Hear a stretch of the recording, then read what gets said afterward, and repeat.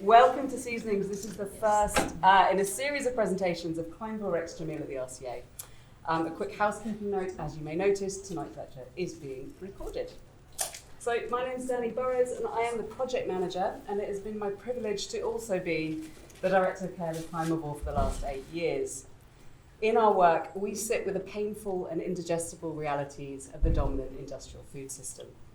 With a flavour profile grounded in colonialism's exploitations and injustices, filtered through the toxic realities of the Green Revolution, and finished with the rancid inequalities of neoliberal market economics, an overwhelming bitter aftertaste presides as the resulting polycrises unfold. The power of this bitterness is at times overwhelming, and there are often destabilising swings from hopes to despair. But as Joanna Macy inspires me to remember, there is no future if we go numb.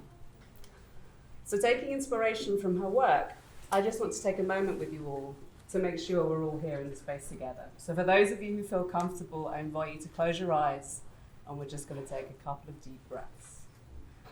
So deep breath in, and as you exhale, just feel your body.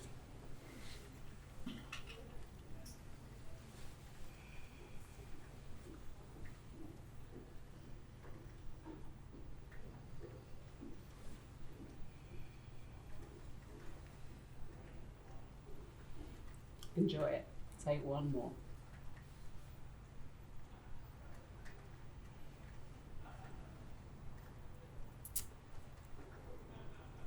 I would like to thank the generations of seeds, farmers, herders, buffaloes, and so many more beings in Italy and Turkey whose work allows us to be here this evening talking about this research. To introduce them, I'd like to share with you insights from one of the human protagonists of CLIMAVORE and Jameel at RCA's research.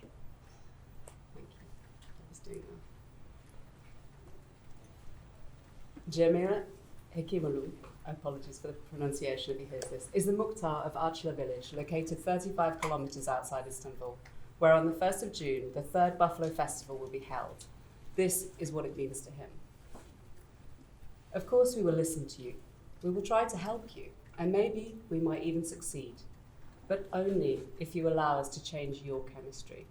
That is, you cannot represent our village as a mining village or a contractor's village or as a village, as your village, but as the village of our dreams. And you don't object to this condition. For years, this is how outsiders have approached us. Whereas the majority of residents here are in favour of preserving the village's natural beauty, we're of a village that is 35 minutes to Taksim, where tahana is made from the buffalo milk, and those who do not want to leave their fates to others' appetite or mercy seek ways to pass on herding from generation to generation within sustainable means. We are open to those who hear our voices or help them to be heard, and the purpose for us of hosting such an event is to prevent even the most well-meaning people from charting their course with hearsay, and instead hopefully contribute to the productive use of the remaining time. If the buffaloes are saved, perhaps the turbot fish that come to our shores to Lake Caviar will also be saved, as well as the roe deer that adorn our mountains, and the endemic plant species that continue to exist in our pastures. For all the inhabitants who have lived together for hundreds of years, this may be the region's last chance, or we are the last chance for the conscience of the city. So thank you all so much for being here this evening, because this is a vital opportunity for us to stop, process, and unpack together what it means to bring this work into a university context, and how we can continue to develop mutually enriching synergies. We're also very grateful to our partners, Community Jameel, for helping to make this work possible. Before I hand over to the speakers this evening, let me very quickly outline for you all what CLIMAVORE is to anyone who might be new to the work. Coined as a phrase in 2015 by the principal investigators, CLIMAVORE is a research platform that questions how we eat as humans change the climate. Framed within anthropogenic realities of new human-made seasons, such as polluted seas, soil exhaustion, or fertilizer runoff, CLIMAVORE aims to address the intensive and extractive business of the business-as-usual broken food system by co-designing with communities socially reparative and ecologically regenerative actions to reimagine how to grow while cultivating habitats. CLIMAVORE projects often grow from an art commission that conceptualizes and produces a provocation. This might be an oyster table that becomes a dining table in the intertidal zone of an inner Hebridean island to think about divesting an island from industrial salmon farming, or a series of installations setting a stage around trees on a Mediterranean island to envision watering with stones as water scarcity intensifies. Through these artistic commissions, research and relationships develop with a range of experts, from anthropologists, bakers, botanists, chefs, environmentalists, farmers, fisherfolk, geneticists, school teachers, soil scientists, among many others. These interactions seed a long-term processual practice that connects communities, cultural institutions, universities in support of the work. The two projects we're going to talk about this evening are informed by the methodologies we developed through our first long-term project in the Isles of Skye and Rosso, where the original artistic commission transformed into a community interest company with an independent board and advisory committee formed of local residents who support three pillars of activities: relearning, which delivers a range of pedagogical programs around regenerative agriculture; regrowing, which tests new forms of polyculture farming in the intertidal zone; and rebuilding, which is experimenting with the development of a locally produced cement alternative from waste shells collected from partner restaurants on the islands who have removed farm salmon from their menus, replacing it with bivalves. So now you have a little bit of background, it's my pleasure to introduce you to tonight's speakers. Principal investigators of CLIMAVORE and Jameel at the RCA are Daniel Fernandez-Pascual and Alon Schwabe. Their work examines the systems that organise the world through food. Using site-responsive installation, performance and video, they explore the overlapping boundaries between art, architecture, ecology and geopolitics. Established in London in 2013, their practice cooking sections uses food as a lens and a tool to observe landscapes in transformation. Enrico Milazzo, Research Associate with CLIMAVORE and Jameel at the RCA on the project Monoculture Meltdown, who's based in Sicilia and Puglia. He holds a PhD in anthropology from Ca' Foscari, Venice, Verona and Padua universities, and is founding member of Collettivo Epidemia. He conducted ethnographic research in the agricultural context in Sicily and Apulia for 5 years. During the research, he focused on food production and consumption in the current regime of climate change. Merve Anil, Research Associate for CLIMAVORE and Jameel at the RCA, working on the Istanbul-based Water Buffalo Commons project. She's working with Kubilay Ajalasep. Say it for me, Kubilay. Thank you. Prior to joining the RCA, Merve was a diploma Unimaster at the Architectural Association. I'm sorry, very confusing. From 2018 to 2023. Merve is trained as an architect with a background in urban policy with experience in both private practice and public sector, having previously worked at AHMN Architects in London, ONA in Rotterdam, and as a public practice associate. She holds degrees from the AA and the Centre of Research Architecture at Goldsmiths. Last but not least, we have our respondent for this evening, Aurora Fredriksson. Aurora is a senior lecturer in human geography at the University of Manchester. She joined the Department of Geography in 2016 as a Simon Research Fellow before starting as a lecturer in 2018. Prior to that, she was based at the Leverhulme Centre for Study of Value in IDPN, now GDI, following the completion of a PhD in sociology at Columbia University, New York. Aurora's work explores the spaces where the ordinary and the crisis coexist, with a particular focus on placed encounters with planetary environmental change. She has engaged with these themes in research, writing on ecological disorientation in the Anthropocene, on conflicting environmental values and disputes over renewable energy infrastructures, and on the global imaginaries and technologies of humanitarian crisis response. Aurora works with visual and mobile methods and is interested in developing creative and interdisciplinary research collaborations. I'll hand over to Daniel. Good evening, everyone. It's really exciting and lovely to see so many familiar faces and so many generations of students and faculty members and kind of people that have been part of this journey. And it really means a lot kind of that this is a moment of kind of coming together again. Thank you so much, Dan, for the introduction. And yeah, so this evening, as Danny was saying, will revolve around Water Buffalo Commons and Monoculture Meltdown, which are these two landscapes, the wetlands and the exhausted fields that we are looking into, that they may seem very distinct from each other, but are actually both grappling with industrialization, extractivism, and the climate crisis.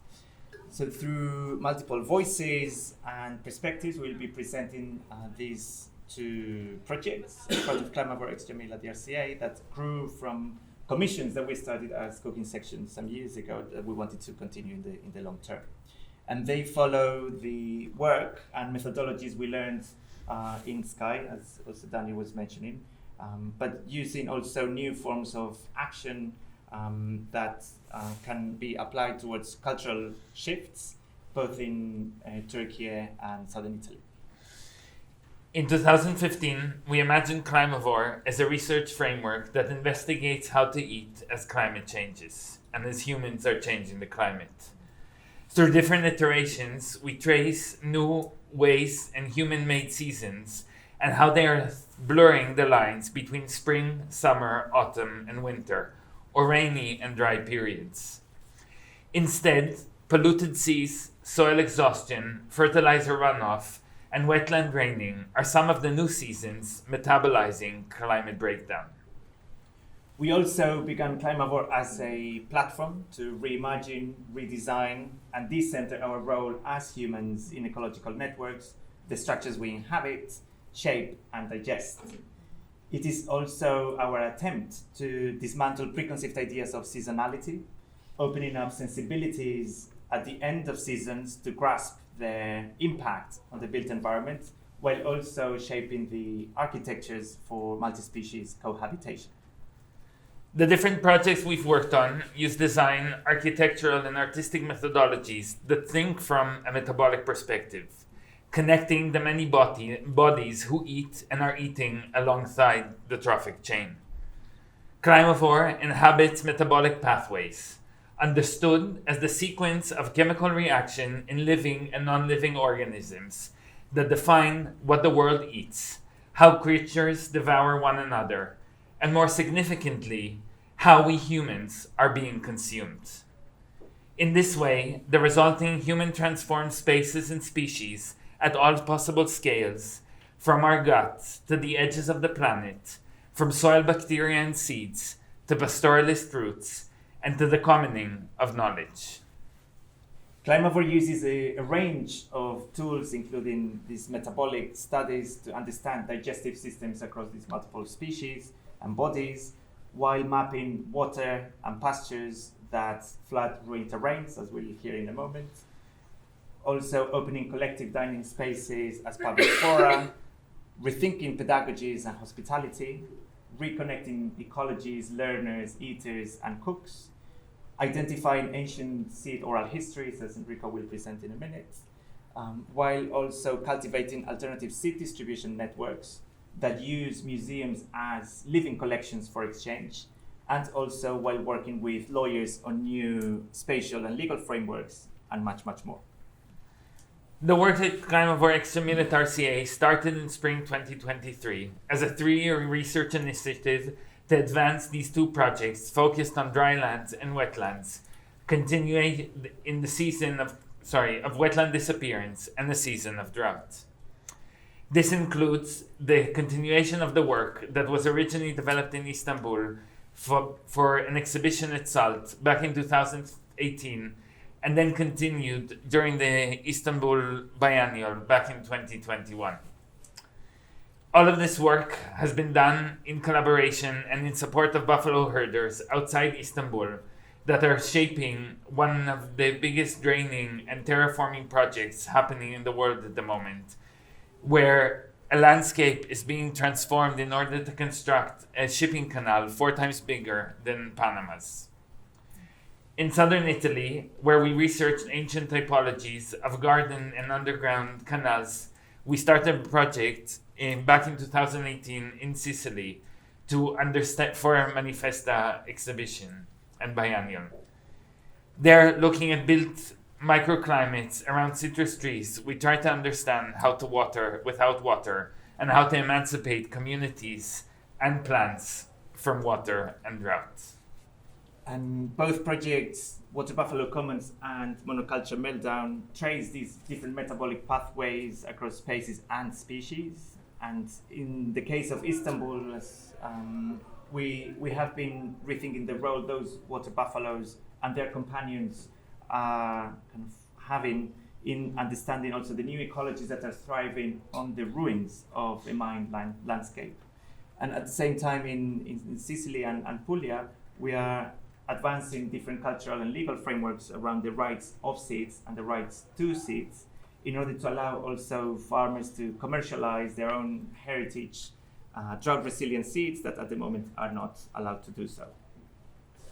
Like all CLIMAVORE seasons, both wetland disappearance and drought are situated in different geographies within post-industrial food landscapes, which is a concept that has been at the core of the work and also guiding ADS3, the studio we run here at the RCA School of Architecture with Marve. The environments and land left in the wake of terraforming, mining, deforestation, draining, rezoning, mobility infrastructure, which include airports, highways, bridges, shipping canals, soil exhaustion, industrialized seeds, and pathogen cultivated by monoculture. They all build new spaces and build them anew. For centuries, these geographies have been stigmatized as either wastelands or infertile grounds. They were drained to so-called improved land for farming and real estate. They were also geared towards displacing people, avoiding state control, or eradicate mosquito-borne diseases as part of the settler colonial regimes. Situated at the frontier of both mineral and financial extraction, extinction, and emergence, these murky post-industrial landscapes continue to support lives and also livelihoods emerging from and living on the ruins of neoliberalism. They generate emergent or recombinant ecologies that have become habitats also for new anthropogenic environments. They are also home to resistant agricultural practices operating on the margins of the land and the state. Whether natural or newly formed, these post-industrial landscapes offer new models for cohabitation through soil and water nourishment across human and more than human species. They forge new alliances with the feral and the toxic to unbuild redundant infrastructures of modernity. Thus, a key question for us tonight that we'd like to discuss is what are the support structures needed in such post-industrial drylands and wetlands that can advance spatial justice. These food landscapes and pathways emerge from ruins. Buffaloes wallowing in flooded pit mines and farmers cultivating agrobiodiversity on the margins of monoculture fields are one of the many daily realities that grapple with the legacies of industrialism and extractivism. They are not just living on ruins, but are forced to confront ongoing ruination, a process that, as Anne Stoller claims, requires to trace the tangibilities of imperial past and neocolonial presence. This is not always simple, especially when the leftover of ruins are not just damaged buildings and quarried landscapes. The shift from ruin as a static noun to ruination as an active ongoing process also can shed light on the ecological and social horizons that need to come together to ensure that the planet is inhabitable. From colonial plantations to modern cash crops, extractive agricultural processes and neoliberal food corporations have contributed to the social, ecological, and financial ruination of people's lives, as well as the proliferation of exhausted bodies, of infertile soils, undrinkable waters, and unbreathable air, just to name a few. So these are ongoing traces of this imperial debris that are part of the plantation scene. Yet at the same time, the ecologies that are emerging on these post-industrial wetlands and exhausted soils are not accepted as natural enough for regulators. And so the question is also, how do we deal with these ruined landscapes that are nonetheless experiencing regeneration? Pushing against narratives of inevitability and progress, the aim of Water Buffalo Commons and Monoculture Meltdown is to question global capital flows behind the digging of one of the world's largest shipping canals and the appropriation of peasant seeds and livelihoods. Perhaps one of the lessons from the multi-layered sites is learning how to live with refuse, which also requires refusing to live with systematic frameworks of extraction and exhaustion. Both projects delve into how ruination and resistance to agro-industry operates. In Istanbul's wetlands, we look at how collective pastures in the ruins of extractivism can resist real estate, how ecologies flourish in flooded mine pits and quarries, and how the encroached commons can also open the door for new herding alliances. In Sicilian Puglia, we will dig into how soil exhaustion and ill-timed crops are pushing farmers to shift to actually ancient varieties, how new ecologies are emerging out of pathogens, and also how legal hurdles are making people fight for the right to co-evolve with uncertified seeds. This brings us to new understanding of kin and desire. If monoculture and industrialized agriculture have pushed seeds to come from the same two parents efficiently over and over and over again, how do we open up to queer and promiscuous genealogies, as Enrico will explain, where seeds need to cross-pollinate not with one or two, but many, many, many in order to co-evolve and thrive? These new forms of desire and kingship allude to the words of Candice Fujii-Kan, where we are called to shift our understanding from capitalist economies of scarcity, which see climate change as an apocalyptic moment, to rather seeing climate change as a way to bring about the erosion of capital, making way for lifeways of abundance. In the space where we eat, where we sit down at the canteen, a cafe, or a restaurant, we metabolize the residues of ruination. We are metabolized by them. And yet these spaces also, we believe, hold the key to another future. So in this way, we like to use both restaurants and procurement to rethink forms of care towards the soil.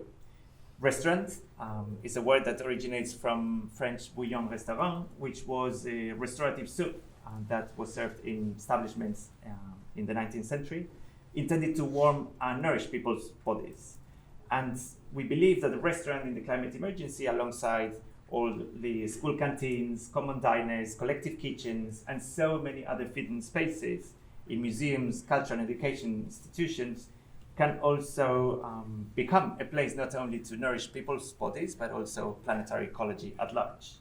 And similarly, the idea of procurement of ingredients that comes from the words to cure and procure, to care for, is also a space for us to act in the broken supply chain. And that is why also CLIMAVORE sets to mend or amend these food spaces and infrastructures through or by growing food while cultivating ecologies. This process requires storing more than human worlds, finding or designing spaces for multi-species opportunities.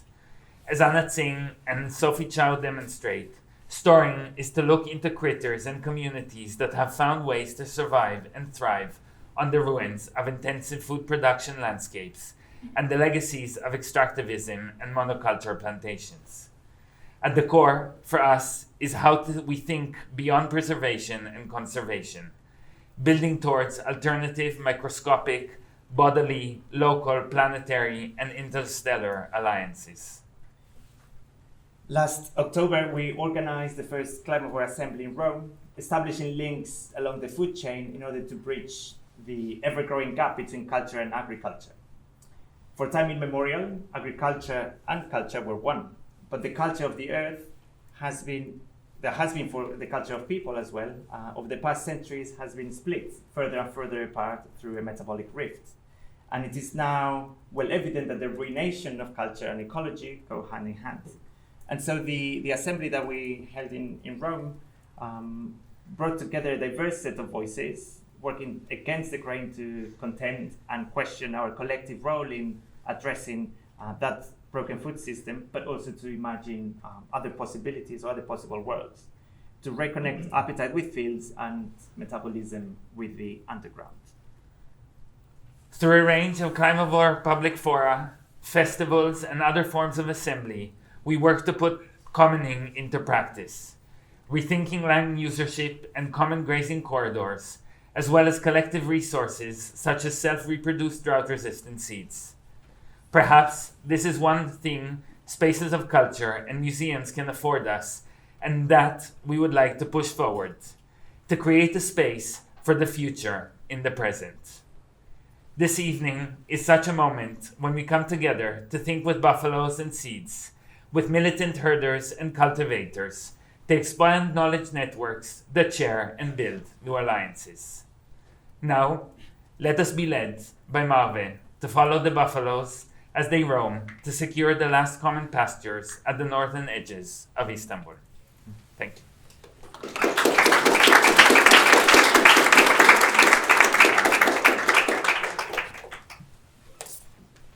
Okay, hi everyone. I'm going to take us through Water Buffalo Commons. So the project develops a framework for how post-industrial landscapes within urban peripheries can become rehabilitated into productive food belts that feed the city through the creation of plural economies that center water buffaloes and pastoral practices. So we go to Istanbul. Our project site is the area circled in yellow, and it encompasses 8 villages located in the northwest of Istanbul's hinterlands that are about a 45-minute drive to the city. These muddy grounds of Istanbul's periphery have been subjected to multiple cycles of environmental transformation throughout their history as Turkey's largest metropolis's frontier. Over centuries, as its surface waters were channeled, its soils cultivated, and its underground deposits mined, the city shaped this territory at the edge between Asia and Europe, separating the Black Sea from the Marmara, as its hinterland, a lifeline supplying citizens with agricultural produce. But the hinterland in turn also created the city through its infrastructures of material extraction. And actually this drawing, which is from 1579, but feels incredibly contemporary, shows these infrastructures. Aqueducts, canals, water towers, pumping stations, sand quarries, timber yards, coal and peat mines. Situating ourselves within Istanbul's peripheral wetlands, this vantage point allows us to not only interrogate the past, but also imagine the future of a dependence of multi-species ecologies on the ruins of extractivism. So the wetlands fall on either side of the new Istanbul airport, which, if you've flown into Istanbul at all in the past 5 years, you've probably flown into the airport. It was completed in 2018. It's currently Europe's largest airport. It's the area that's shown within the red boundary. Amongst these wetlands, fugitive water buffalo, or manda, as I'm going to be referring to them, wallow, and rehabilitate abandoned coal mines into a thriving ecosystem, cared for by herders whose ancestors were resettled in the villages throughout multiple waves of 20th century migration. Emerging out of the ruins of imperial and industrial processes, the wetlands become productive spaces to destabilize binary understandings of urban versus rural, native versus invasive, natural versus post-industrial. Deprived of environmental protection for not being perceived as quote-unquote natural enough, these habitats nonetheless preserve pastoralist practices, the culinary heritage of water buffalo milk products, and the country's third largest water buffalo population. Endangered by the latest cycle of extraction brought about by the construction of the airport and other mega projects, herding practices today and the multiple species dependent on them thrive, but also face the threat of extinction.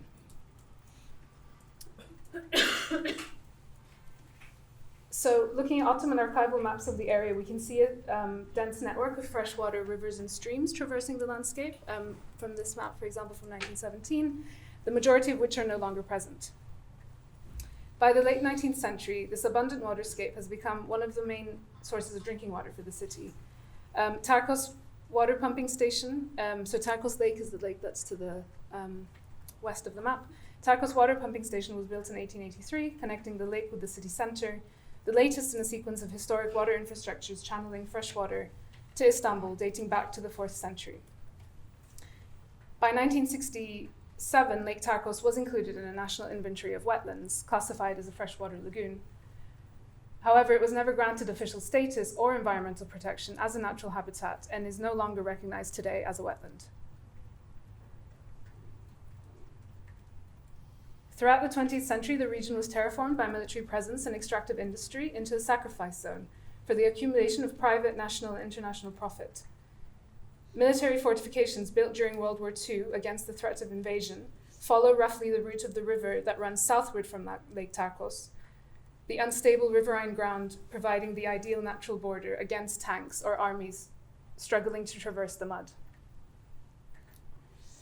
And with the introduction of open pit lignite mining in the area from 1910s onwards, the rivers and aquifers are drained as extraction pushes the level of the water table deeper into the ground. And lignite mining would eventually also give way to sand, stone, and clay extraction. And by 1970, as we see in the aerial view, the dense waterways that used to characterize the area are no longer visible, as the mining operations continue to dry out underground water sources. And as the mines grow in scale and in operation well into the 90s, they terraform the landscape into the topography that's visible today. By the end of the 21st century, most of the mines had stopped operating. The open pits that were left behind were then flooded through a combination of flows resurfacing from underground aquifers and rain, forming the lakes and pools present today. And whilst mining continues, albeit at a much smaller scale, in some villages still, the transformative encounters of the pools with water buffalo, expelled from the urban center that they'd inhabited for centuries, have turned them into a thriving wetland ecosystem on the ruins of the flooded trenches and mine pits, becoming home to the buffalo, their herders, and a host of other species that depend on them. And in the image, again, you can see the topography that's basically the leftover kind of excavations from the mines. Today, water buffalo herding continues as a traditional livelihood for the 8 villages. The herding communities are composed predominantly of migrant families from the Balkans and other former Ottoman territories, who learned husbandry and dairy making techniques from their ancestors who often migrated with their buffalo when they were resettled. And these pastoralist practices continue, supported by the efforts of the most recent wave of migrant shepherds who transit through the wetlands today en route to the EU border. However, real estate pressures and encroaching infrastructure threaten the existence of both the wetland ecologies and the pastoralist practices that have long built each other. So in their introduction, Alan and Daniel touched on the need to shift from thinking through ruins as a static noun to ruination as an ongoing process. The conditions of Istanbul's wetlands have emerged out of the extraction that has been ongoing in the landscape for several centuries. It's that which manages to live, in Anna Singh's words, despite capitalism. To look at ruination here is to register processes, ongoing processes of ecological destruction, of dispossession and reclamation. To not assume a static condition, but actually allow ourselves to also look further for possibilities and unexpected outcomes within disturbed sites. To look at intangible ruins in the making. I want to first talk about Kanal Istanbul. So Kanal Istanbul is a 45-kilometer long artificial waterway. It was launched in 2011 as part of a vision for Istanbul that also includes the new airport and the Northern Marmara Highway. And it's the only one of the 3 that remains unbuilt today. The project is planned to link the Black Sea to the Marmara, and from there to the Mediterranean Seas. And you see on the map at the back, the kind of hatched line is the trajectory of the future canal. And Istanbul New City, which is this master plan, is projected to be built on the banks of the canal. And it's a smart city accommodating 500,000 new homes, a new marina, container port, logistics center, 6 bridges, 2 subway stations, and a new railway. Various narratives have been used to legitimize the canal's financial, environmental, and social costs. It's framed as a safer, quicker, and more profitable alternative to maritime traffic through the Bosphorus. An anticipation of a future earthquake is driving Istanbul's residents to look for safer housing north of the city, at greater distance to the geological fault line that runs through the Marmara Sea. Locating the canal within a longer history of extractive cycles within the wetlands enables us to dispel the spectacular nature of the project, and understand it as the continuation of extraction through more insidious means. The waterway gorges a spectral channel through the landscape, through real estate speculation and political spectacle, transforming the ground long before the earth is physically broken. Speculative operations project the future canal into the present. Speculation, as argued by Laura Baer, provides us a framework through which to discuss technologies of imagination and the imaginaries or futures that they produce in turn. And in its speculative form, the canal has brought about such a significant amount of legal, political, and financial changes to the point that we can argue that it, in a way, already exists. It exists first as political discourse through propaganda, posters, and political performance, exploiting existing tensions within the country's landscape, becoming the fictional ground on which municipal elections are won and lost. And for those who might not be familiar, this is a billboard in the city with President Erdogan's face on it, advertising the canal. It's been his kind of pet project since its launch. Legally, zoning amendments made in order to legalize the canal, which would have otherwise been an illegal construction project, have invoked changes to over 40 planning laws across 10 years. And through the appropriation of common land into private ownership, the legal speculation has effectively led to the loss of the commons. And financially, these legal changes have led to immense increase in land value, inflating the cost of plots within the master plan by up to 3,000% in some areas. And in a city where real estate prices increase in direct correlation to how close you are to the coastline, the canal's imagined shores enable new forms of value to be extracted in relation to new lines that don't yet exist. So what are other forms of value that could be generated for the wetlands, or modes of conservation that could provide protection to this landscape under threat by development? One such model of dynamic conservation is the UN's GIAHS designation. It stands for Globally Important Agricultural Heritage Systems, which is one that we're thinking a bit about and whether or not to submit the landscape for a GIAHS designation, which recognizes territories which host a unique relationship between an agricultural landscape and a set of cultural practices. At the municipal scale, we're thinking about how the project can tie into Istanbul's natural and rural area strategy prepared by the city, which calls for the protection of Istanbul's northern forests, or the Istanbul food strategy, which advocates for a protected food belt of land that encircles the city as a productive landscape. And this final one is the one that brings us to an interesting space of thinking through how food, and more specifically the culinary heritage and practices of the wetlands, could become a tool to thinking through conservation. So in the wetland landscape, the manda, the water buffalo, are our protagonists. They trample through mud and abandoned mine pits, connecting isolated pools with channels, allowing fish and other underwater creatures to flow between them. And they effectively create living ecosystems out of separate, disconnected bodies of water. And they're critical as ecosystem engineers. Their presence attracts insects and bird species that wouldn't otherwise be there. Their herders are able to sustain their livelihoods from the buffalo as the abandoned mines provide the right conditions for grazing. New forms of value emerge, materializing in the buffalo's milk. Whilst most restoration projects rearrange landscapes through human intervention, in the case of Istanbul's wetlands, human and non-human disturbances rehabilitate the post-industrial landscape together.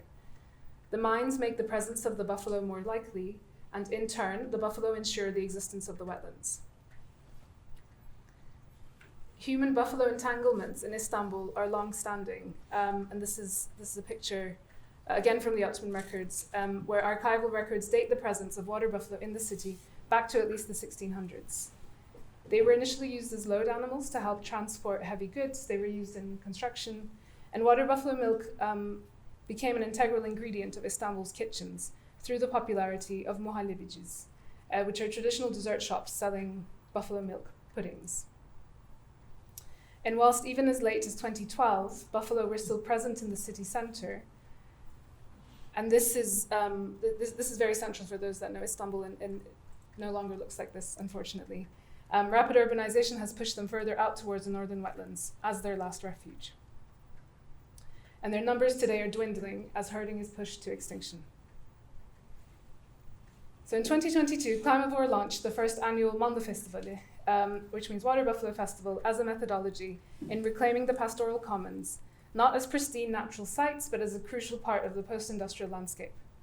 Through its billboards, flyers, herder walks, and Balkan melodies, the Manda Festivale, to be held again this year on the 1st of June, in its third edition, becomes a technology for the imagination and production of the commons.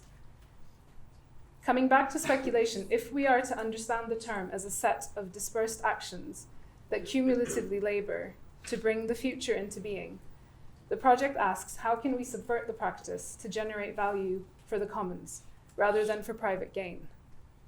Departing from the loss of the common pastures, the festival looks at the role of water buffalo in challenging the financialization of the wetlands. Festivals have long opened up possibilities for subverting norms and offering states and spaces of exception.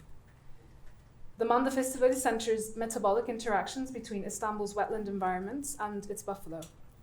In its celebration of the presence and permanence of pastoralist practices, its formation of unlikely alliances between herders, chefs, environmental groups, municipality workers, and the local gendarmerie, and its occupation of lands whose values fluctuate with real estate pressures, the festival offers a counter-speculation to the operations of Kanal Istanbul. It's itinerant, so it moves between different locations each year. Despite the proximity of the wetlands to the city centre, most city inhabitants remain disconnected from this landscape. Most people don't know it's there. So it's through its various activities, the festival aims to render visible and celebrate the communities and practices that have been pushed to the city's limits. The periphery is reframed, not as a distant rural landscape, but in direct relation to the material and financial flows of urban space. Drawing on the tradition of agricultural competitions, water buffalo and herder portraits taken for this year's festival are used on the posters displayed in the city. A portrait competition is going to be held during the festival with prizes, and the portraits form part of a visual campaign to give visibility to and celebrate the wetland ecosystems, human and non-human residents. But also, and these are the posters hanging in the city at the moment, they provide us an alternative visual imaginary for the wetlands, one that resists the shiny renders of canal billboards and maybe provides us with space and time to imagine otherwise. Performances at the festival by Balkan musicians render audible the shared heritage of the migrant herder communities. And each festival begins with a closed workshop amongst herders, planning authorities, and environmental organizations. And these facilitated workshops become a space of the co-production of knowledge around the past and the present of the wetlands, documenting both their current status as well as the challenges faced by the herders. Participatory mapping becomes a shared method in spatializing this information. That has informed the project's baseline report, which documents the wetlands, herders, and buffalo, remaining grazing commons, local shops selling water buffalo products, and historical sites. And this report has helped facilitate the conversations we've been having so far with local stakeholders, including journalists, universities, food businesses, and policymakers. And it's been shared with various authorities, including the Istanbul Planning Agency, who are responsible for producing long-term strategic plans for the city.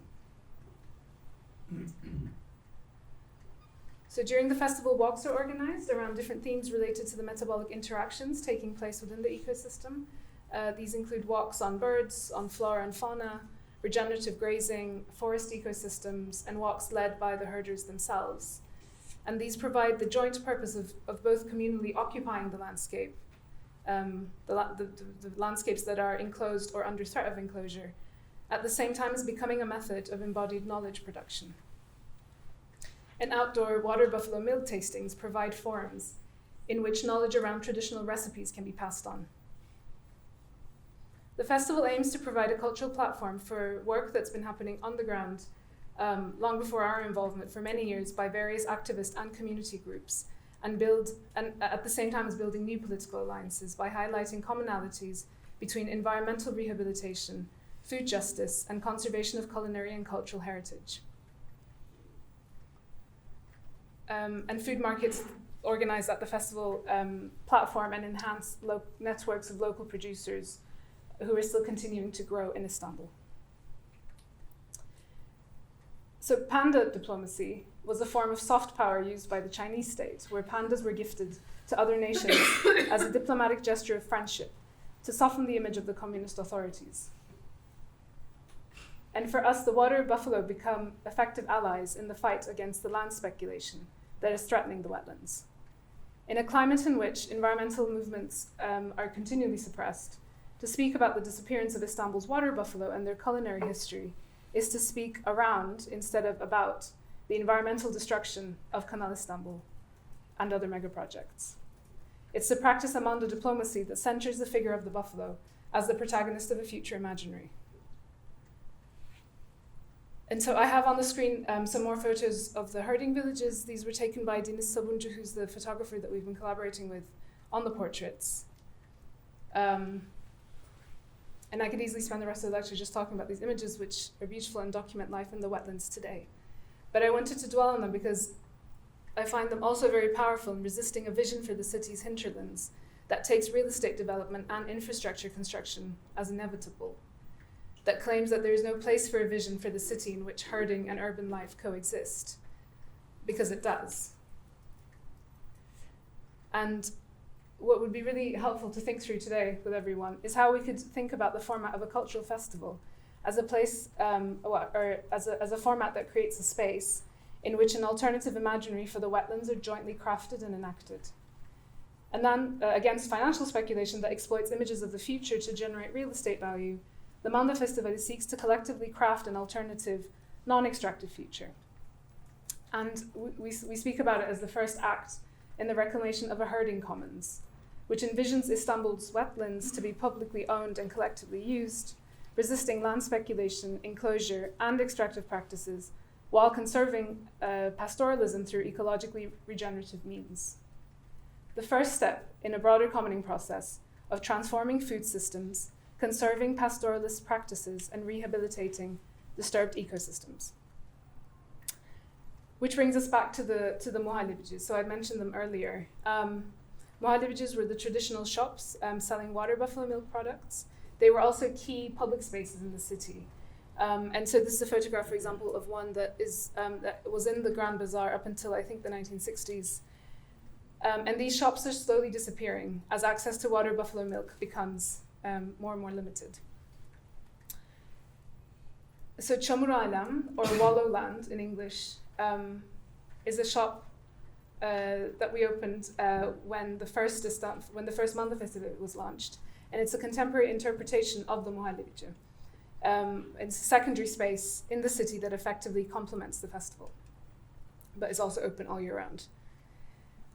It serves as the urban outpost of the wetlands, where research is exhibited and visitors can hear, smell, see, and taste the wetland ecosystem.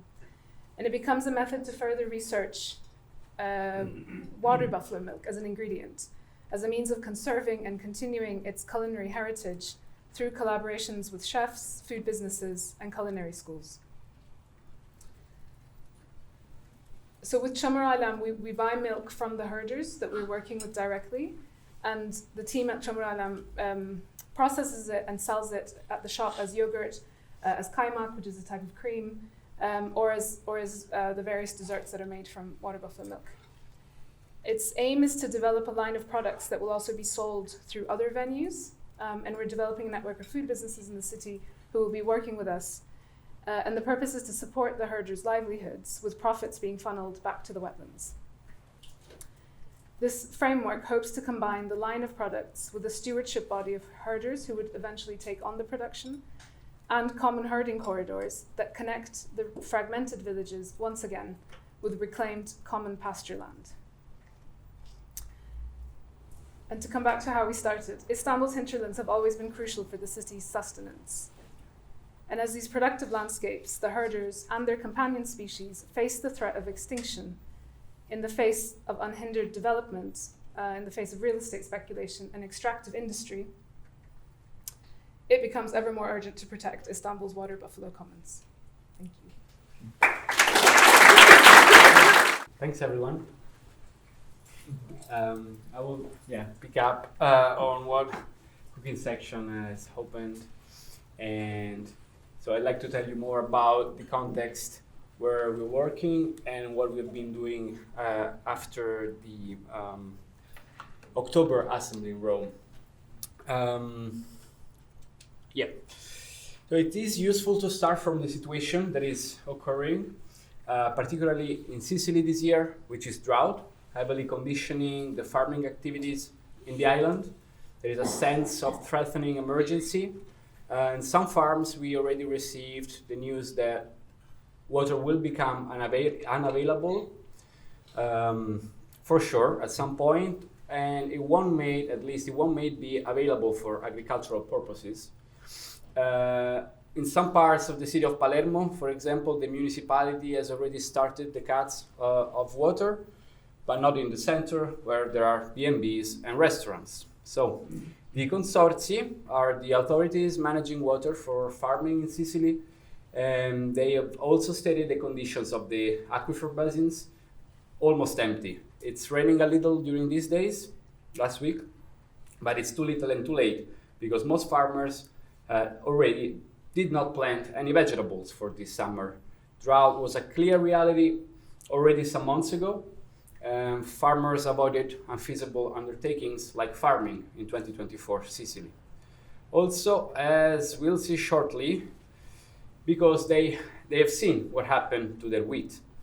In general, we must ask ourselves, what does drought mean in relation to different crops, and how do different plants react to drought, but also what actually aridity means. For me, it has become pretty clear that it's almost impossible to think of agriculture without water, or that in many cases it's not clever to start a cultivation knowing that you will not have water. This is because there is no way an aubergine or a tomato can survive a whole week under 45 degrees without a drop of water. In such a situation, you really must have that water available to save the crop. It's called rescue irrigation. So, water scarcity, as much as drought, is a matter of having the water in the quantity that you need, when you need it, in the right moment for the crop, and in relation to the weather. The problem is when you don't have it, when you don't have enough, when you have already finished it, when you don't have the money to buy some more. In a sentence, drought-resistant agriculture is a matter of power relationships with water availability and with who manages the water resource. For these reasons, we frame dry farming as a matter of water emancipation.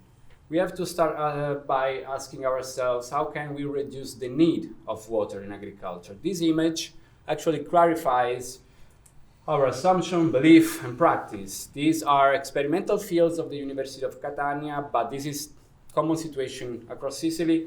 Most of the modern varieties of wheat on the left, your left,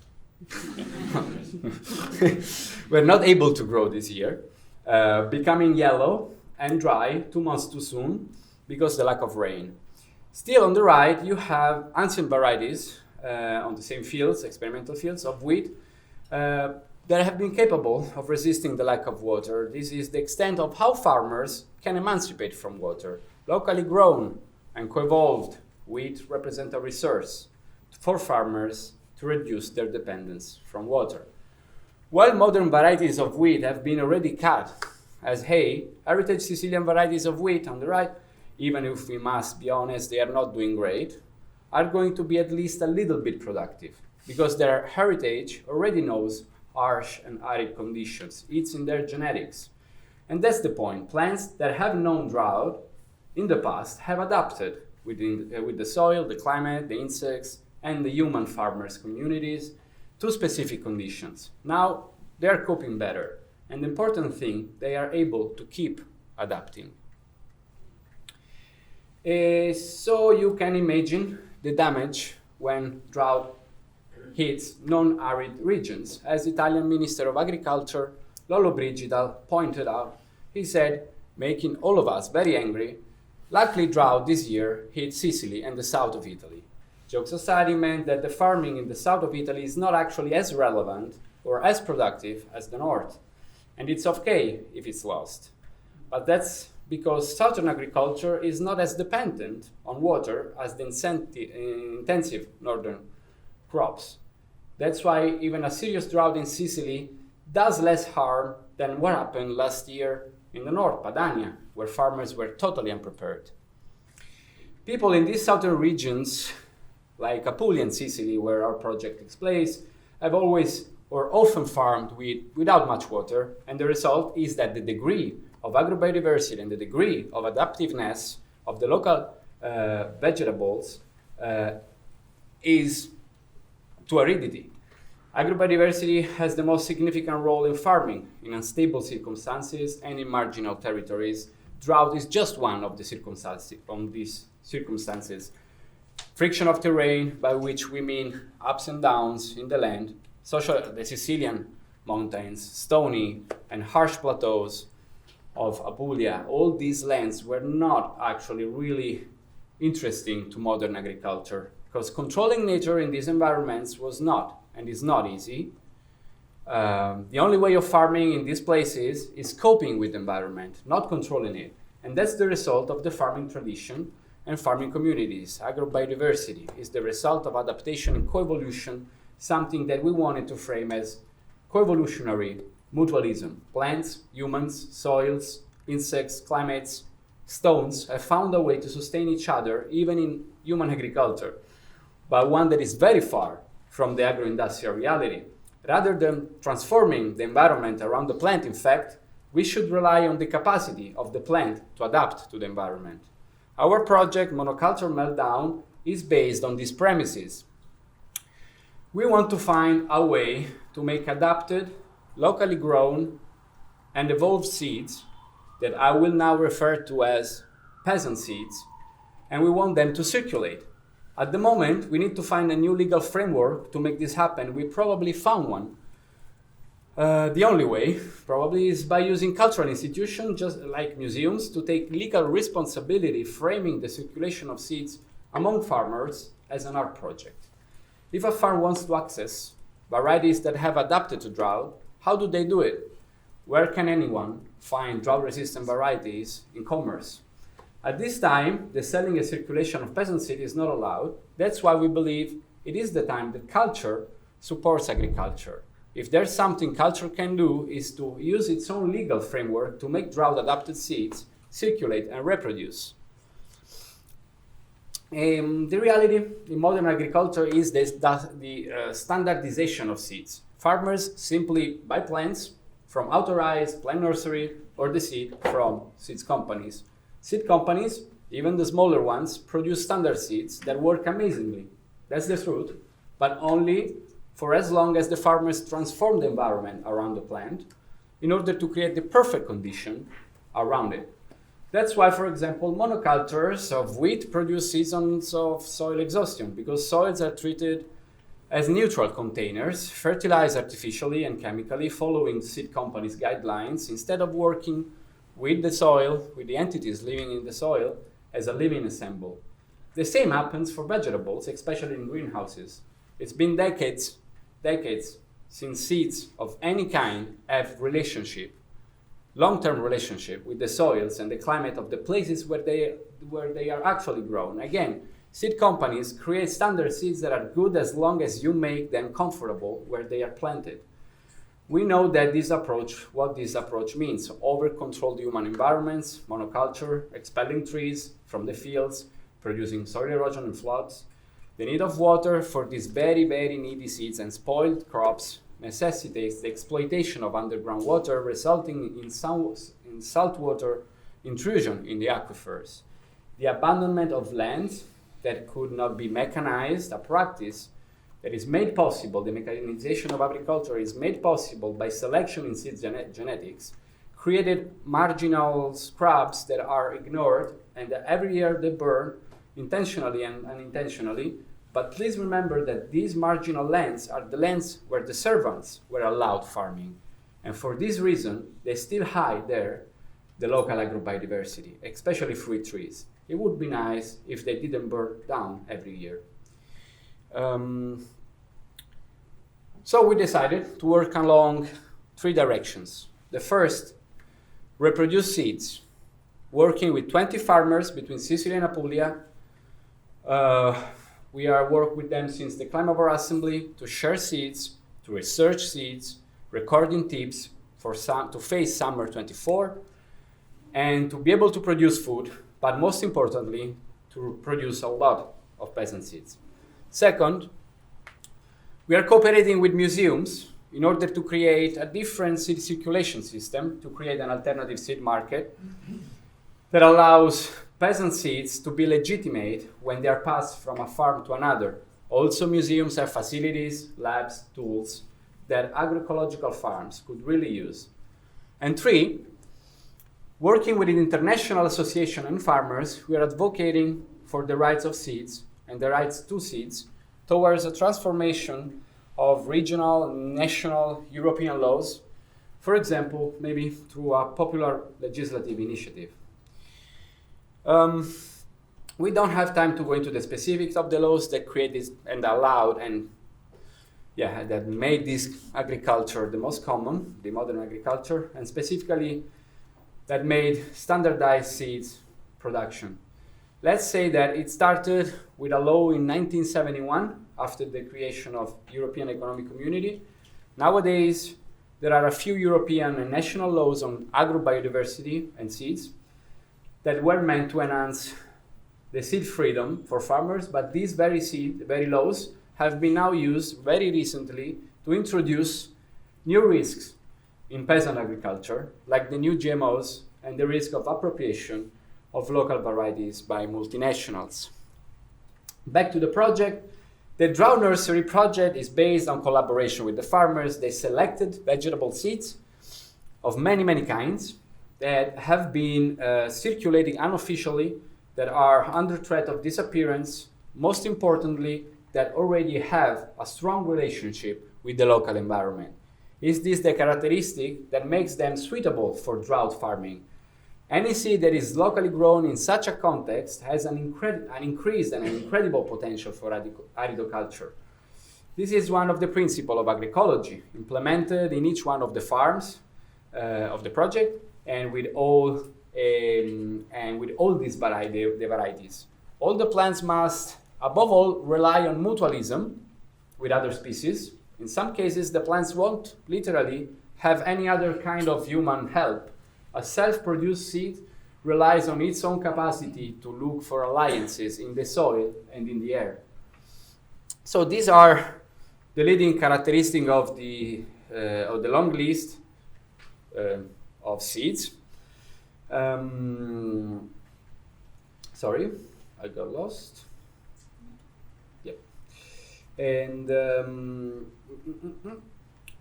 please note that there are in this list varieties that are already very, very known for their strong capacity to water stress and heat. Nonetheless, they're not available for farmers. Also, we have a set project in Sicily. So all the second column, these varieties, they have 7-8 years old, the seeds, not the variety, like literally the seeds. So they were at risk of being lost forever. They were donated to us by Sementi Indipendenti, which is a seed project in autonomy in Messina. They couldn't replicate them, so we managed actually to replicate this. A very low percentage of these seeds germinated because, of course, seeds lose germinability after 2-3 years. They are almost all of them like 8 years, 7 years old. Especially in Apulia, farmers joined forces with amazing seed savers like Angelo Giordano, so that we have a great number of local varieties and experiments that made us quite happy. Among the farmers in Sicily and Apulia, there are cooperatives working on confiscated goods from mafia, farmers that are part of Fuorimercato or Sfrutta Zero, which are networks against the human labor exploitation, but also regenerative farms and social farms that are trying to experiment with us, or that just want to have the opportunity to say what they were already doing out loud. In general, working with these varieties and seeds requires less energy input to the soils and to the plant, but they also require the renegotiation of the production standards that industrial agriculture has. So our effort with this locally rooted part of the project is to extend and keep going with the origins of peasant seeds. Their origin is constantly reimagined and put in practice, because year after year, these farm plants reproduce and establish an alliance with humans and non-humans. That's exactly what makes peasant seeds the expression of coevolutionary mutualism. They can only be based on annually renewed alliances. And that's why, even if it's not allowed, small farmers continue to reproduce their seeds every year. Another relevant aspect has to do with queer ecologies. As said, peasant seeds are free to express different degrees of adaptation and different behaviors, resulting from unpredictable genetic encounter and hybridizations. These efforts are only allowed by promiscuous agroecologies who do not over-control the expression of freedom. These expressions are actually called phenotypes. They are the result of growth and adaptation. And it's normal that even agroecological farmers at some point will make a little selection out of thousands possibilities. But as Tim Ingold, among others, wrote, coevolution can only happen with the careful observation of the most diverse phenotypical processes, thus contrasting the productivism that is inherent to extractivist and the practices and the capitalist effect on evolutionary genetics and interspecies relations. So practically, how many farmers have a plant nursery nowadays? How many of them have their own seeds? We had to face with the farmers a lot of challenges. The reality is that seeds are not easily found in good quality and in good quantity. My work and the farmers' work consisted in traveling, looking for peasant seeds all around Sicily and Apulia. I tried to follow farmers' indications and desires, but the quantity was a very important aspect. Very few of these varieties were enough for a meaningful food production. That's why we are focusing specifically on reproducing a lot of these seeds to have next year a good quantity to bring those seeds to farms that can count on them for food production. Another important aspect is the lack of proper infrastructure to grow the transplants. Even the most experts among farmers are not experts in seed conservation and germination. I should probably mention how complex the field organization is for an agrobiodiversity varieties selection. We could probably use professional designers at this point. The main problem also was, how do we introduce the seeds legally in the farms? This is something we had to address and we want to have an impact on. Usually small farmers take risks.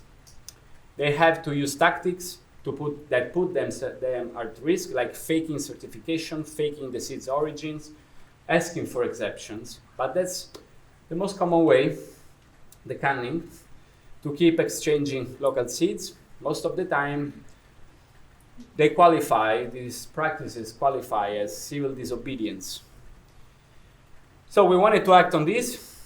To face the risk directly, we started with creating a collaboration with Museo delle Civiltà. We created this letter that testifies to the fact that these farmers are participating in an artistic project. And this is just the first step. We were working to create a situation where the farmers can introduce a local unregistered seed from their neighboring farm without risking heavy fines. We will see if cultural institution will be able, if it's going to be enough, to extend an alternative system to commercialize or at least donate the seeds among farmers without passing through governmental institutions or seed companies. But let's remember that these seeds materially must be available in good quantity and good quality. In conclusion, moving towards an alternative system of commercialization of self-reproduced heritage drought-resistant seeds requires us to advocate for the validity and the legitimacy of alternative trust system, autonomy in a word. Existing certification and registers, like the conservation register, that allow self-reproduction of seeds. I always work with few cases and exceptions. They are quite expensive and definitely do not make the search for adaptation a common and accessible practice. Certification of heritage seeds require or lead, in most cases, to standardization, homogenization. Phenotypes would not be allowed anymore. Yet, it seems like actually registers might be useful to oppose seed appropriation by agroindustry. Yet we think that registers must change their role if we are looking for democratic processes for free circulation of seeds. We really hope that our work with cultural institutions, farmers association, law scholars, activists will enable a new legitimate origin and a provenance of peasant seed on the legal level. This way, peasant seed circulation can become a shared, transparent, common, incentivized, allowed practice, addressing mutualism as a co-evolutionary paradigm capable of reducing the environmental impact of agricultural food production and positively supporting farming in climate emergencies. So we go from rights of peasants to seeds having their own rights, expressing phenotypes as a form of freedom, to create a future legacy on the territory, to establish interspecies alliances, and to give time, space, and perspective for the rights of nature. Thanks. Right. Thank you for those two wonderful presentations. So I want to use my response here to draw out some sort of common threads or some openings for thought that I found both hearing about the projects in advance and also listening tonight to these fantastic presentations. So these two projects, Water Buffalo Commons and Monocultural Net Down, they strike me that they both assert the value of thick relations within place, thick relations that might allow places to weather the catastrophe of the so-called Anthropocene. These are the thick relations of the recombinant ecologies on the ruins outside Istanbul, or of the relations of promiscuous seeds. But to think of the inverse, or to state this in the inverse, they also stage, in overlapping but distinct ways, modes of opposition to what Debase and Stengers, following the thinking of William James, call thinned down worlds. So they resist this thinning of worlds. Thinned worlds being the worlds that are made through the kind of thinning out of thickly layered and complexly entangled human and other than human relations of place. Thinned down worlds are a hallmark of modernity.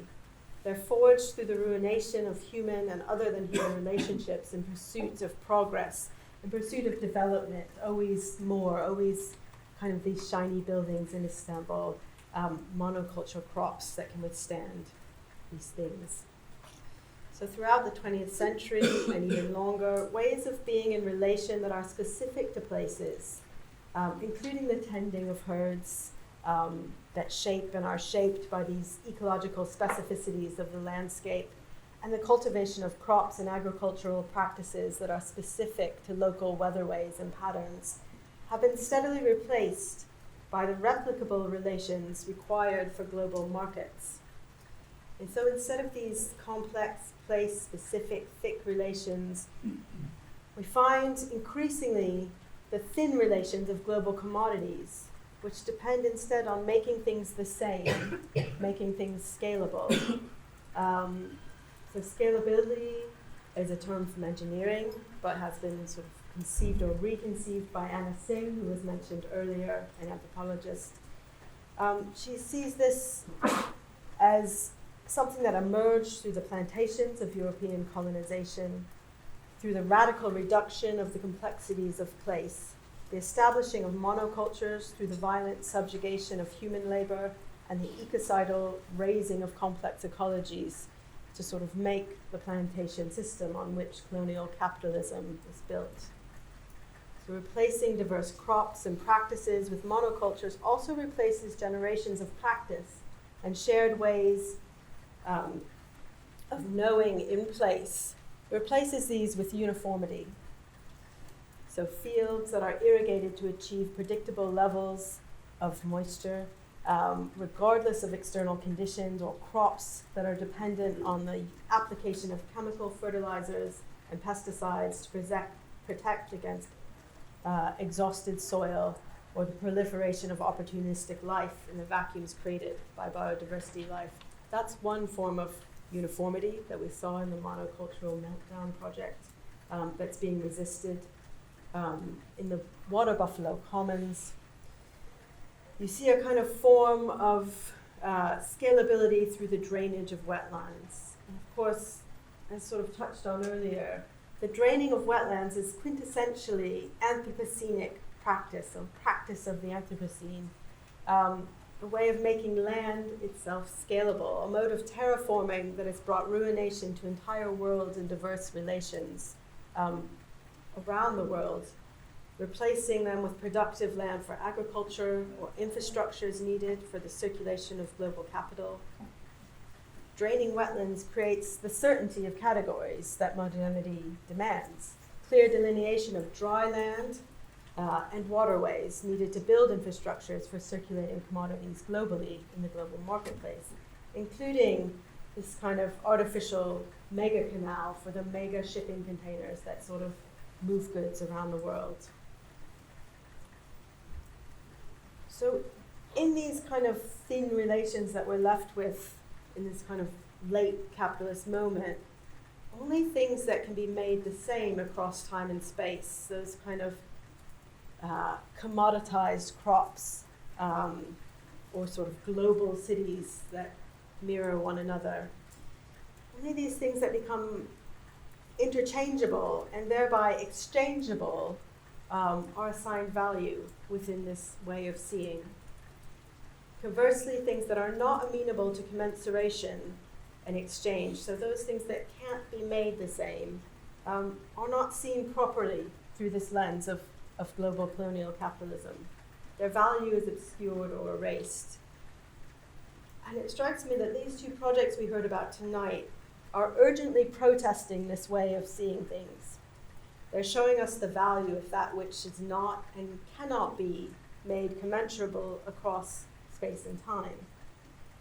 They insert the value that cannot be abstracted, so it cannot be sort of brought into this world of circulation that lives or exists within in-place relations.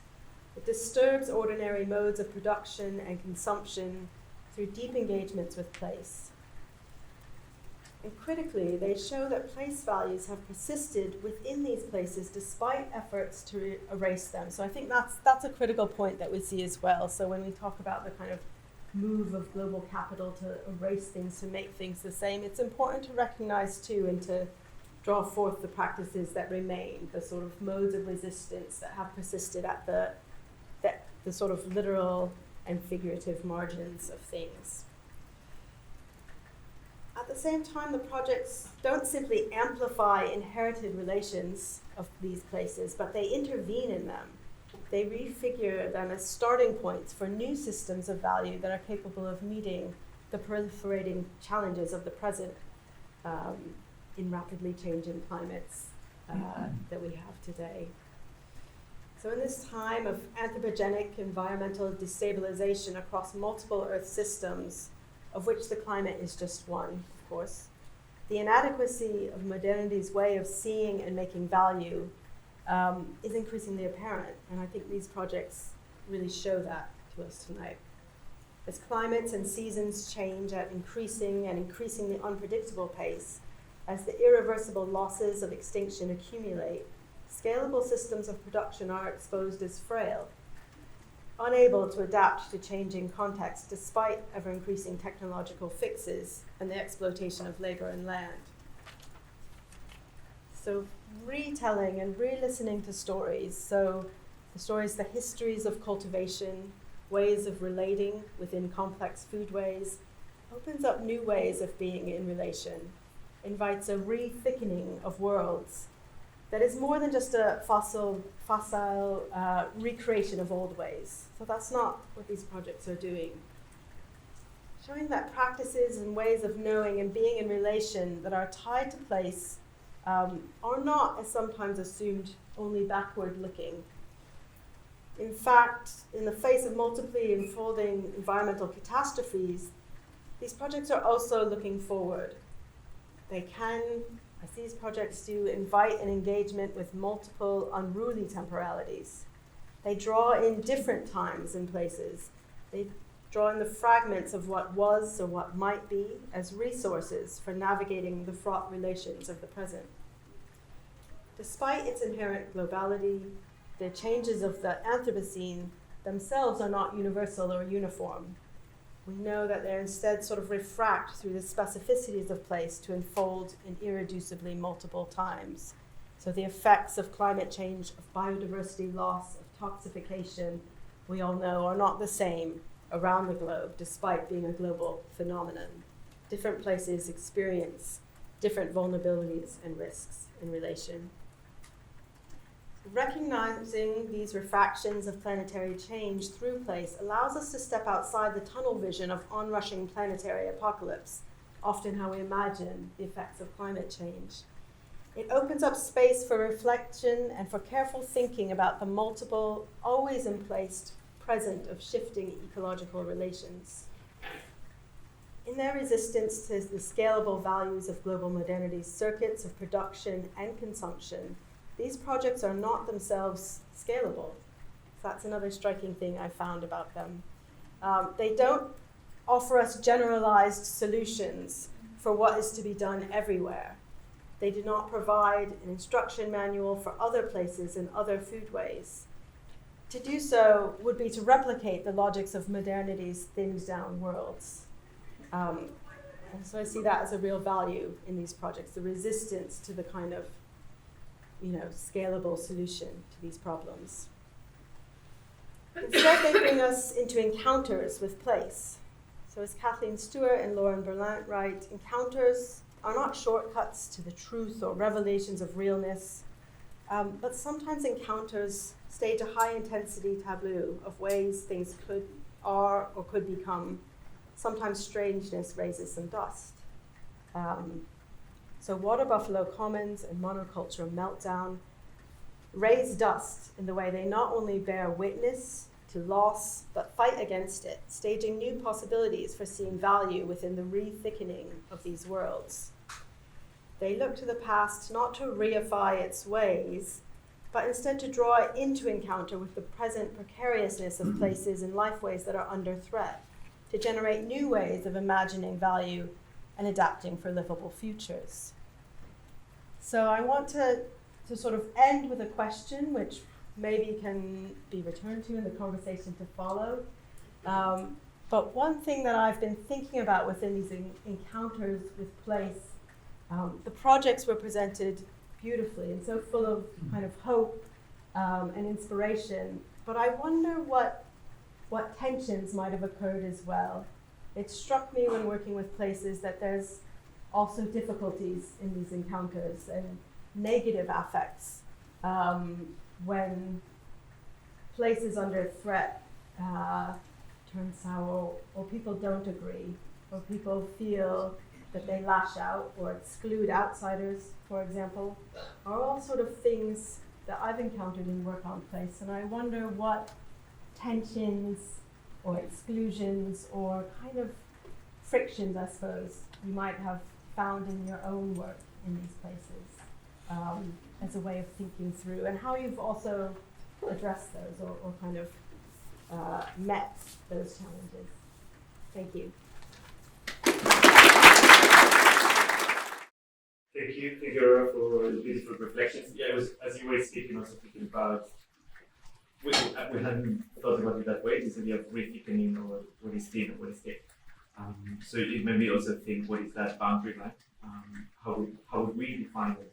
Yeah, or define that separation that makes some of these processes replicable and thick, or non-replicable and thick. So something also to think about for us. In terms of tensions and negative affects, yeah, I think a lot, as you can imagine.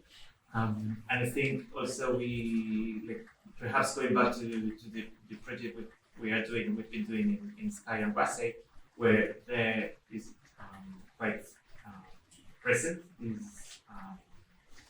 confrontation with intensive industries, especially aquaculture, but it repeats the same with infrastructures in Istanbul or seed monopolies in Italy or any other country.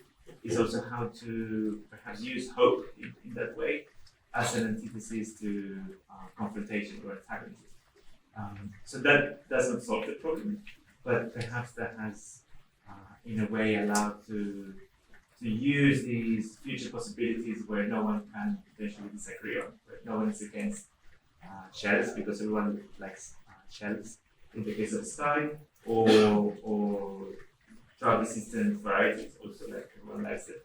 And that perhaps alleviates a lot of the confrontation of the, because there are many ways of doing activism, let's say. Yeah, thank you. Might pick up on what tensions, negative effects have we encountered in Istanbul, and like there's so many. I'm just trying to think of which ones to talk about. I mean, one thing we didn't really as we talked about is that, like one of the biggest struggles of the project is coming as outsiders to the wetlands, as people that are not herders, and trying to gain the trust of the herders.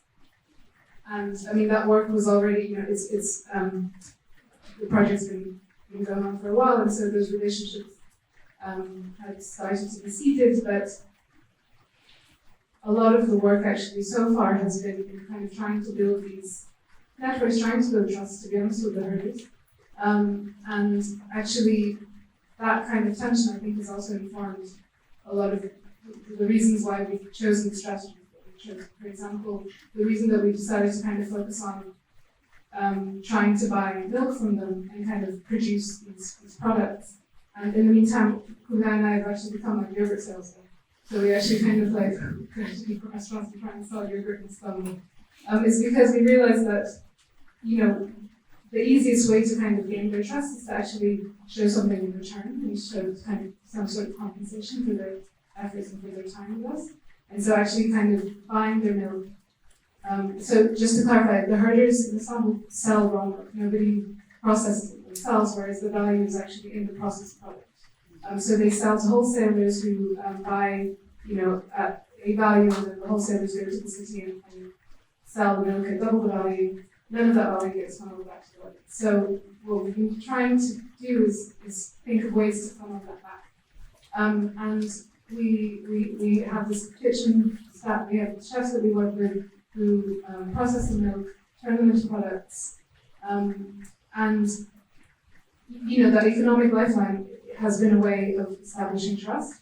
But also, for example, at last year's festival, the kind of chef came and presented the products that he'd been making at the festival to the herders, telling them, I made this with your milk, and there was this like moment of recognition, or like this flicker of something. Like it changed our relationship with the herders in that moment. We were able to kind of show something, right? Well, show what you're doing, but also try and like give back in some way.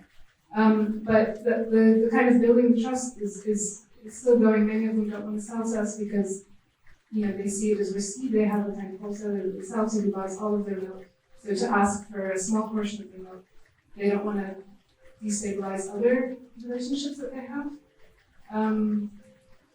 Municipalities are not always welcoming. So the villages are across two municipalities. One is Arnavutköy on one side of the airport. The other is Eyüp Sultan. Whilst Eyüp Sultan is very kind of pro herders and pro the idea of trying to think of how herding can coexist with the city, Arnavutköy, on the other hand, has, in a way, a lot to gain from the master plan, because most of the development will be on Arnavutköy's land, and so there's a lot they have to gain. And when we went to go meet them, we were almost kind of kicked out of the offices and told that there was nothing for us to. So it becomes really interesting in kind of like these nuanced politics, at the municipal level, even just trying to go and speak to them about can we host a festival here, allows you to understand, even just the way that the politics of the master plan are playing out across different municipalities. So those are just some of the ones that I can think of off the top of my head.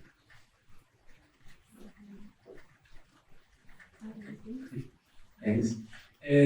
I think some things that Margaret said, like about trust and about coming from outside, were also part of the things I experienced as tensions, and especially the idea that you are trying to do research on something that is hidden and wants to stay hidden because it's not totally legit practice.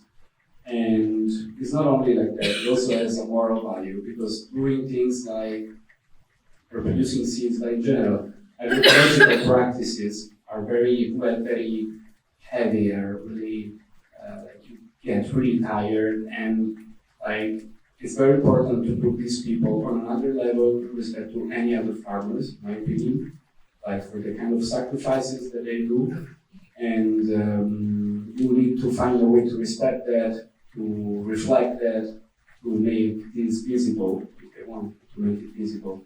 But I guess that was the tension that I felt in like getting access to these stories of life, stories of places that were really touching, I'd say, and more maybe emotional as well.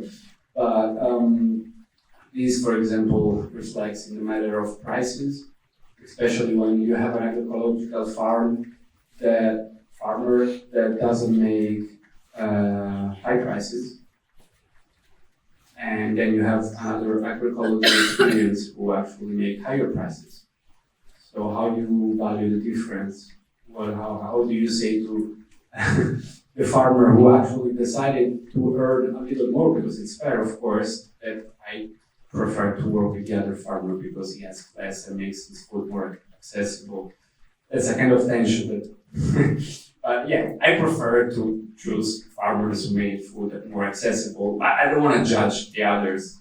It's just, like, then I think you're more interesting to me, or you did more sacrifices. So that's the main tension that I think I have to face. And yes, that's it. Yeah, I also wanted to come back more to kind of how you finished, which I found the point about raising dust very beautiful. And I want to think about this idea of like raising dust. I think it's like both a beautiful metaphor, but like how do we think about kind of the idea of raising dust as a physical action, right? Because I think what has been discussed and we picked on really potently is the fact that like all these projects, right? Like whether the buffaloes that are roaming on the residues of mines, or kind of farmers that are walking kind of on fields that are kind of been completely left bare because of like endless extraction of land, are literally raising dust, right? And it's the dust of kind of capitalism and neoliberalism and colonial kind of legacies and extractivisms that are kind of big with every step of all of these kind of protagonists in the project are being raised in the air. But also this kind of dust, if we think about this dust as a screen, right, and kind of what the actions that it enables, right, and how do we think about kind of, I'm interested to hear from you a bit more, like how do we kind of hone this idea of like thickening perhaps of the rethickening of the terrain, and how this idea of like the dust that kind of is raised in the process also allows these methodologies or kind of strategies that have been kind of shared tonight that are basically trying to circumvent, right, or to chip away at these kind of structures that we're still inhabiting. And I think it's very interesting also that after speaking so long about kind of alternative processes of valuing, right, when you kind of pose the question, what are the challenges, it immediately falls back like, how do we create kind of synergies and how do we build trust? How we do that through economic transaction, right? And it's like, and what do we need kind of in order to, like chipping away at these kind of neoliberal structures is a process of kind of untangling ourselves from them, right? It's not a day like that in one day we can just say, or the approach we take is that it's not that like one day one can just say like, here's an alternative. Like the alternative system also emerges from breaking down the system that we kind of exist within and inhabit. Yes, thank you for all those really great responses. I want to maybe just say one more thing about that kind of question of thick or thin, and you said sort of, you started with where's the line, and I wonder, where you think about it more as not either or where's the line, but think of it relational. So you're starting in these dusty places with quite different types of perspective dust. And are you adding thickness, or are you re-thinning down, or contributing to that ongoing thinning of place? And it's clear that the projects are adding thickness, and it may be not everything that's been lost. And I think we're living in times where we have to chip away. That you have to be willing to make those compromises, to think about what's valuable to the people, and if that's giving them economic gain from, or economic value from what they're doing as an alternative to other forms of economic value. I don't think that you have to think of it as all or nothing, or well, it's a little bit complicit with the kind of capitalist process of ruins, because it allows you as well to keep working at those edges and to keep adding those thick relations back into the place while sustaining it, because you couldn't just exit the system in these places, right? It's not realistic to say, well, the farmers don't have to make any money at all from their crops, or the water buffalo herders can just turn to some non-economic value system to survive. So you have to sort of hold things in tension, I suppose, and that it's really fascinating to me how these projects hold those things in tension and maintain those kind of spaces of hope, but also adaptation. So keep working, becoming a yogurt salesman as you go, like seeing what works, seeing how you can make these relations in place. That's good. So we hope that also there have been some tensions raised within the room, or at least questions. And we're happy also to open the floor if anyone wants to contribute with any response or question. I have a question. I was curious. We'll pass the mic. Hi, that was amazing. I was curious about how you were approaching the farmers. Did you have someone that was local to the region that you knew beforehand that you contacted, who then went into the network that they had access to, or how did you make that connection? How did the farmers get chosen? Specifically in both projects? Yeah. In maybe also the herders and the farmers that had got access to the sea.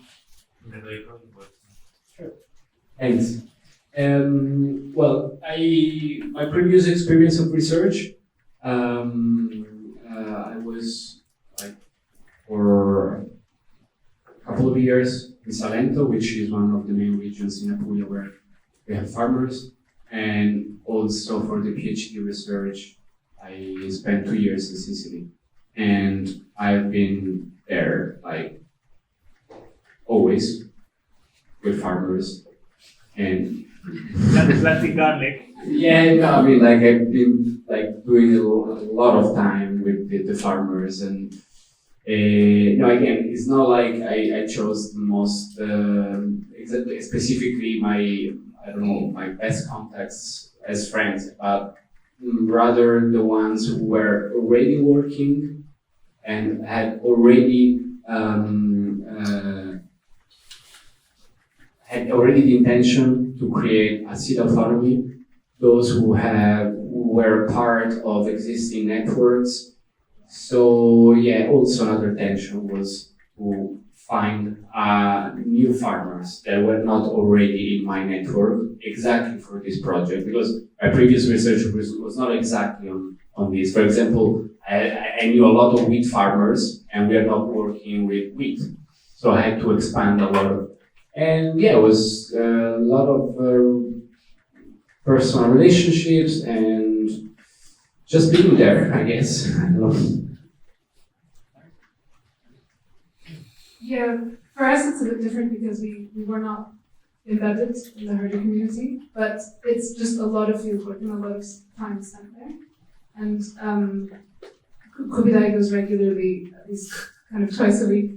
I go as much as I can, and it's kind of building those relationships slowly, and using lots of different formats, ways of conversation to try and kind of start to build those bridges. And we hold workshops. To be honest, the main purpose of the festival is actually to kind of collaborate with the herders. Above all else, is to kind of find people that want to work with us. And it's over time through workshops and festivals, through talks, and just through spending a lot of time in coffee houses in the villages and chatting to herders, trying to build those networks. Can I add something? I forgot. One prerequisite, condition was important to us and was also reflected in the assembly, I guess. And it's related to what I said before. We are working with people who believe that agroecology is not a luxury. That's a starting point.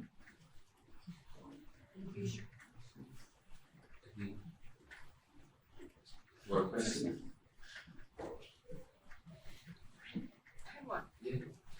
I thought the drawing method that you were using in the workshop, now that it's done, it seems really methodologically clear and concise. And I was like, wow, how did they come up with that? That's smart. But I was wondering how that process emerged, because it strikes me that that's kind of work that a lot of our students talk about doing, or a kind of practice of working through community discussion, etc.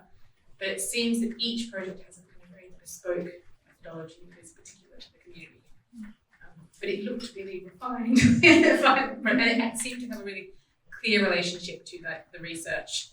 You mentioned basin documents, for example. It seemed to have a really methodologically clear relationship to research as a kind of process of the collaboration with Jameel. So I was just wondering if you wanted to talk about that as a practice. Yeah, no, I think it's a really interesting question, and I think it's kind of really a response to the realities in the sense that we've been facing. I think there's been, from the beginning, this goes back to when we started to do this project. I think just that all of the political pressures and kind of configurations that exist around the wetlands and the different kind of agents and agencies and how that they define the terrain has been very formative in terms of how the project has been developing. And I think we've been kind of, for the past year, thinking a lot about what are the counter or what are different methodologies and strategies that either can work with that or to try and counter that, because it's also the politics between the municipality. First of all, as Malcolm was saying before, between different municipalities within Istanbul, but then also the politics of the city at large that is nestled within the politics of the country, and each one of these kind of configurations has a completely different politics. And I think, in a very practical term, we have been collaborating for 3 years with the person that used to head kind of the food department with the Istanbul Planning Authority.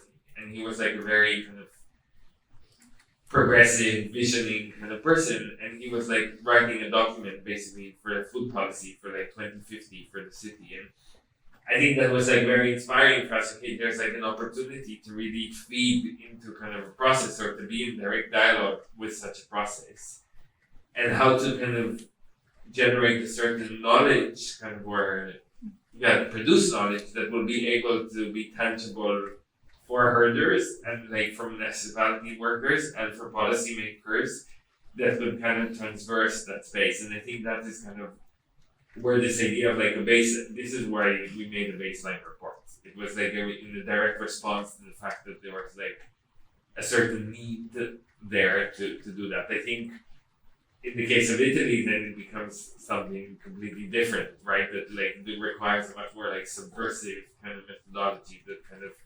works between kind of multiple terrains, that is kind of hidden to a certain extent and kind of finds ways where it can become public.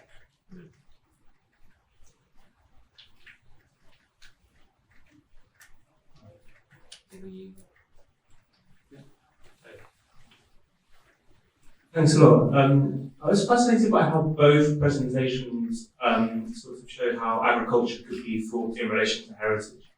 whether through the museums in the Italian case, but also in the Turkish case in relation to this idea of agricultural heritage systems. And particularly in the Turkish case, I just wondered the thinking behind possibly applying for the status of agricultural heritage and whether the concept of heritage itself poses problems for some of the way in which you try to rethink agriculture. Yeah, definitely. And I think that's why we're interested, at least in this case, like this particular heritage rather than kind of another different type of heritage designation, because in the case of the GIHS, it recognizes it as a living landscape. And so what it's recognizing the heritage of is an ongoing practice. So rather than trying to kind of fix the site as a nature reserve, and that's also why we're not looking at kind of things like Ramsar or wetland protections, which do try and freeze sites and end up kind of leading to the dispossession of the people that actually live there. The GIHS recognizes an ongoing practice with a community that lives in a landscape, and essentially like the relationship between the territory, the people, and the practice. And we found this really interesting because like it kind of challenges what it means to bring protection to a site, which is to kind of allow for the practices to keep going. But we're also kind of interested in it as a source of attack, because also like our site doesn't really fit. When you look at the other sites that have actually gotten GIHS, they're sort of, these like beautiful terraced rice paddies, where like everything is really, going on as it's been going on for thousands of years. And we're talking about a site in which the history is maximum 100 years old, where every part of the site is a kind of mosaic assemblage that's come later. And we're actually interested in the way that an anthropogenic landscape could be given a heritage protection. And it's sort of, yeah. Can I ask a follow-up question? I wonder how that sits alongside something that also you raised at the end of your presentation, which is provenance and certification, and the way those systems are, to a degree, in contradiction with some of the ambitions of the project, especially moving from like clandestine food networks, which is the farmers are practicing a kind of opacity with respect to the system, and then the value that's conferred around through certification, origin, provenance, etc. So I'm just curious, like, what are the kind of creative opportunities in trying to negotiate between both of those things? I really hope nobody asked that question.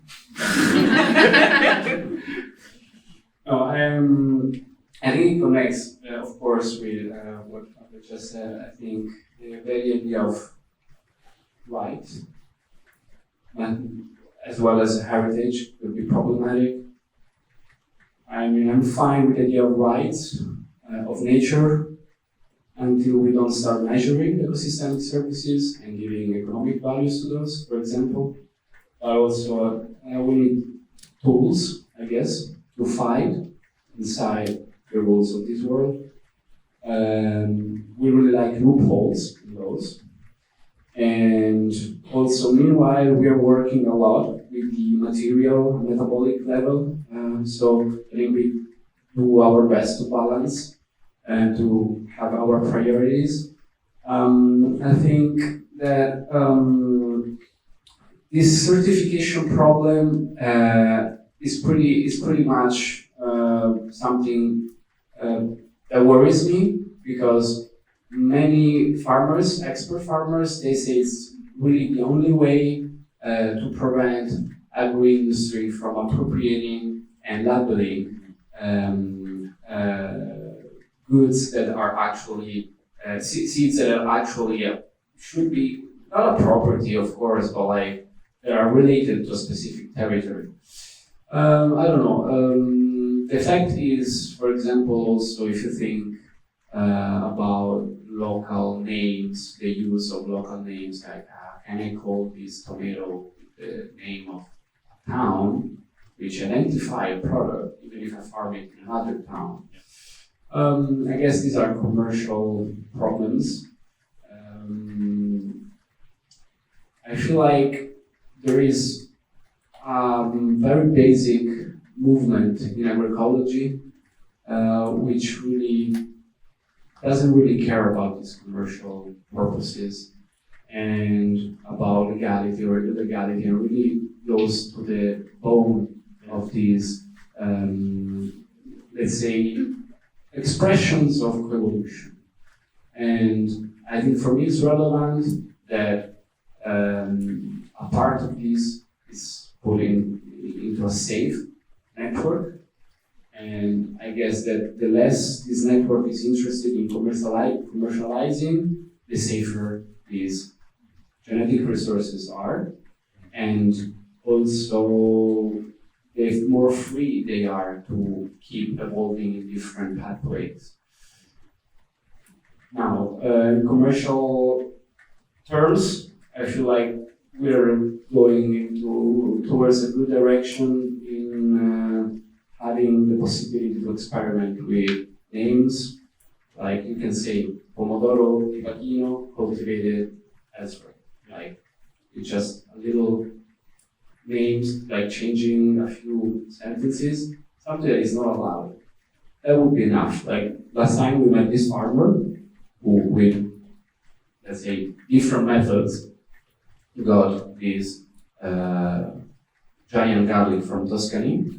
He was getting fined, he was going for a process, and then he solved it, saying, giant garlic from Tuscany, cultivated in Sicily. It was a very exception that nobody else that I know of was able to do, and he claimed that that's because he's an historical farm, which is something I didn't know existed, registered to the European Union. So an exception. Again, exception after exception. And I don't know, we have to solve these kind of tricks. Yeah, I think following up on that, what has been interesting, the last gathering we had was last week in Palermo and other farms. And I think what was interesting also that no one really knows. And we've been really talking to a lot of professors of law, professors of agronomy, trying to understand all this exception of the exception of the exception that is so ad hoc. Everyone's doing pretty much ad hoc. And one of them was telling us that one of the few ways to do it is to declare that the seeds fit in a category that is literally called seeds without any value. And we were discussing this possibility with the farmers, like I refuse to fit into a category that has no value. After like 5 generations above me, have been struggling to preserve this very rare chickpea from this village that is unique. So those kind of the ongoing conversations, how to find these moments. And well, perhaps also just to start wrapping up, with time, maybe I would just want to thank everyone in the room, to Danny, to who we like, to Margaret or Enrico, for the conversation, and just also to say that this is just the year 1 into the project. We have at least 2 more years, and so yeah, people at the RCA or around, please follow. And maybe just also to finish, I would like to mention a quote from Carla, one of the cultivators from last week, that was very powerful and left us all thinking about it, when she said that precisely because all of these power networks, that for her what should be leading all these initiatives is also to realize that there cannot be any form of humanity without civil disobedience. And yeah, I would like to leave it there. And yeah, thank you everyone for coming. More soon.